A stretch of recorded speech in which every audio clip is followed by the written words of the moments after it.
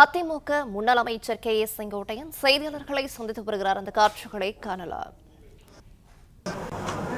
மறப்போம், மன்னிப்போம். அவருடைய பொன்னெழுத்துக்களால் பொறிக்கப்பட வேண்டிய வார்த்தைகளை இன்று நினைவூட்ட விரும்புகிறேன். பேரறிஞர் அண்ணாவுடைய புனித பெயரால் அனைத்து இந்திய அண்ணா திராவிட முன்னேற்றக் கழகத்தை இதயதெய்வம் புரட்சித் தலைவர்கள் உருவாக்கினார்கள். இதயதெய்வம் புரட்சித் தலைவர் அம்மா அவர்கள் அதை கட்டி காத்து வளர்த்தார்கள். என்னை பொறுத்தவரையிலும் புரட்சித் தலைவருடைய கனவு, புரட்சித் தலைவர் அம்மாவுடைய கனவை மீண்டும் 100 ஆண்டு காலம் ஆட்சி கட்டிலே அமர வேண்டும் என்ற நோக்கத்தோடு தான் அன்றைக்கு நான் மனம் திறந்து பேசினேன்.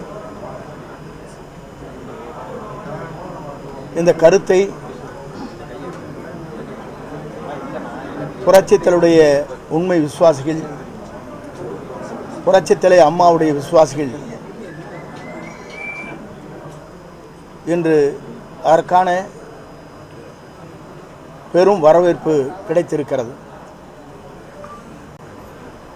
என்னுடைய நோக்கம் இயக்கம் ஒன்று பெற வேண்டும்,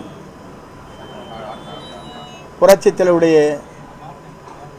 அவர்கள் அம்மாவுடைய ஆட்சி மலர வேண்டும் என்ற நோக்கத்தோடு தான் இந்த கருத்துக்களை அன்றைக்கு 5ஆம் தேதி என்று பிரதிபலித்தேன்.